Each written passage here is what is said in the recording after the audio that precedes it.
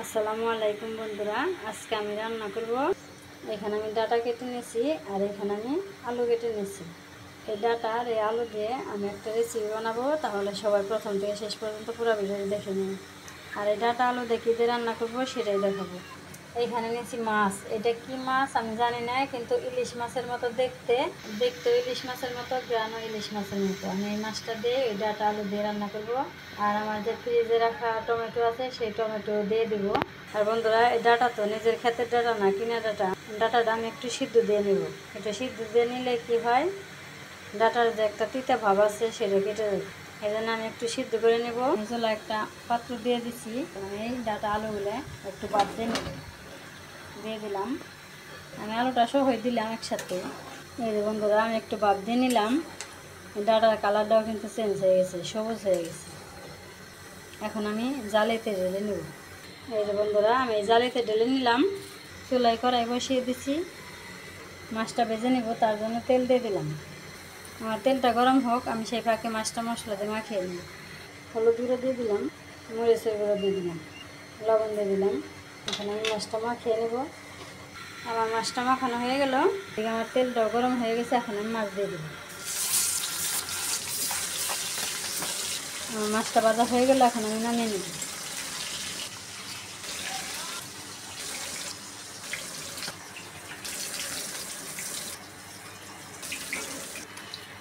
এখানে পেঁয়াজ কাঁচামরিচ কেটে নিয়েছি, এগুলো সব দিয়ে দিব। এখন পেঁয়াজ কাঁচামরিচ দিয়ে দিলাম। আমি একটু হালকা ভাজা ভাজা করে নেব। এইখানে আদা রসুন জিরে একসাথে বেটে নিচে দিয়ে দিলাম। এখন একটু পানি দিয়ে দেবো।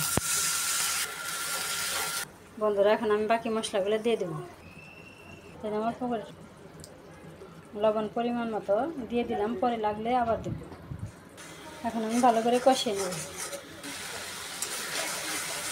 এই যে বন্ধুরা, এইভাবে আমি মশলাটা সুন্দর করে কষিয়ে নিলাম। তেল ভেসে গেছে। এখন আমি ডাটা আলু দিয়ে দেব। ডাটার কালারটা কত সুন্দর দেখা যাইতেছে। এখন আমি ভালো করে কষিয়ে নেব। এই যে বন্ধুরা, আমি সুন্দর করে কষিয়ে নিলাম। এই যে এভাবে আমি কষিয়ে নিলাম অনেক সুন্দর করে সব মশলা।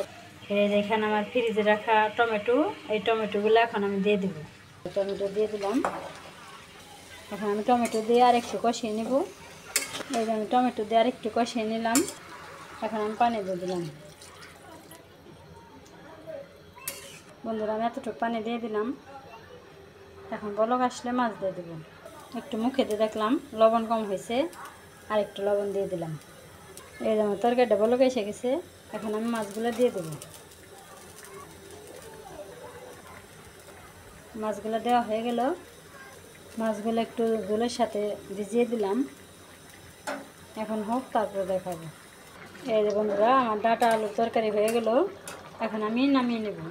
আমি ডাটা আলুর তরকারি নামিয়ে নিলাম। আর মাছের নাম জানি না, তোমরা কেউ জানলে কমেন্টে জানাইও। তাহলে আমার এই ডাটা আলুর রেসিপি আজকে কেমন হলো অবশ্যই কমেন্ট করো। আর সবাই আমাকে সাপোর্ট করো, সবাই আমার পাশে থেকো। আজকের ভিডিও এখানেই শেষ করলাম। সবাই ভালো থাকবে, সুস্থ থাকবে, সাবধানে থাকবে। আল্লাহ হাফিজ।